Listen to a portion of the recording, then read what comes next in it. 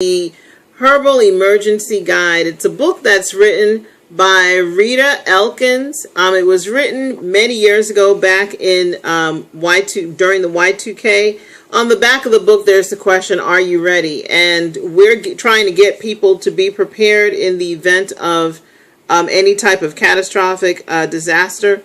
So one of the things that I wanted to briefly mention is general emergency preparedness. How to.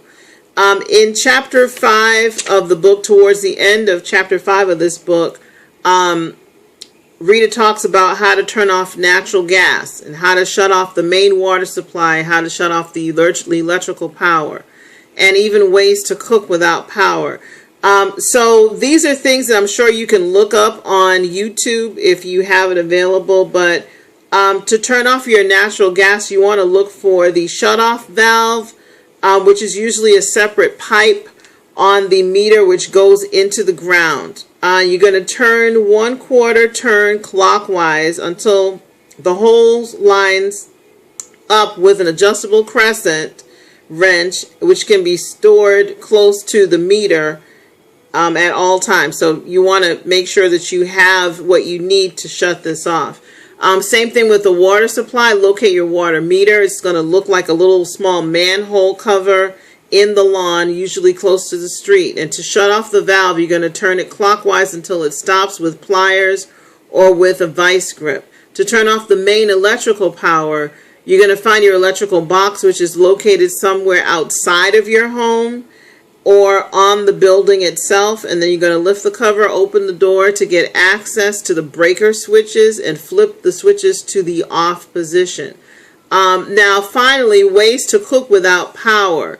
If you have a fireplace, well, first make sure that your fireplace has been cleaned. Sometimes if it's not cleaned, you'll get things backing up in the wrong direction. So make sure your fireplace has been maintained. You could use wood burning stoves, but of course, you might want to make sure that this is done outside. There's something called sterno. I don't know what sterno is, but I see it in the book, and I'm just putting it out there.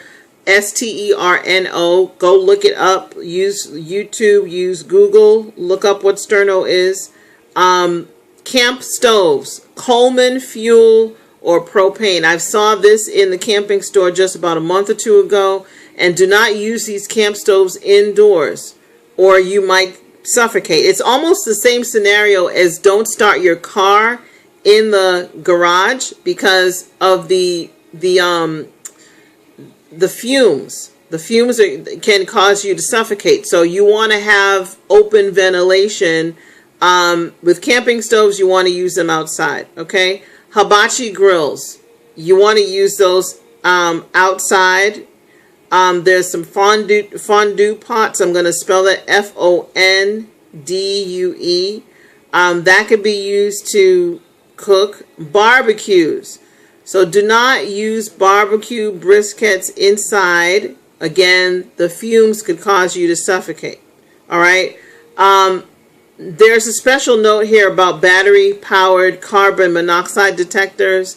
They could even be more valuable when you have to burn fuel for warmth or for cooking. So that's just something to consider. These were some things that came up during Y2K. Again, you're going to have to think about stockpiling as much food and water supplies as possible to sustain your family needs for a minimum of a month. We talked about 72 hours. Now, the next segment that we're going to talk about is having enough food and water supplies for a month and what types of things need to be in place for that to happen. You're probably going to need to take out some cash a little at a time and keep enough with you throughout the crisis. The recommended amounts to carry are enough to carry you through 1 month. So you probably need to have enough cash to keep you through a month on hand. You need to store fuel. So get those red containers, go to the gas station.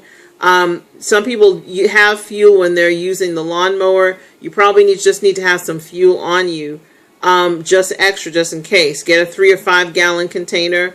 Have some medical supplies, prescriptions for medicines, and tools. Have a bicycle.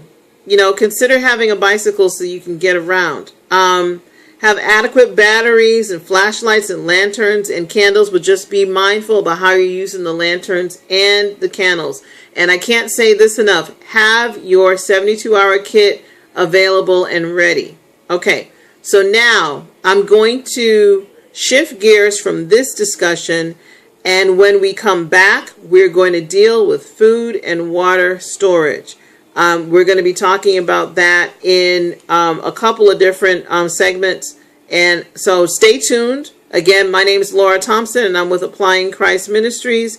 And we're talking about being prepared. Are you ready? That's the question that's on the back of Rita Elkins' book. We'll be back.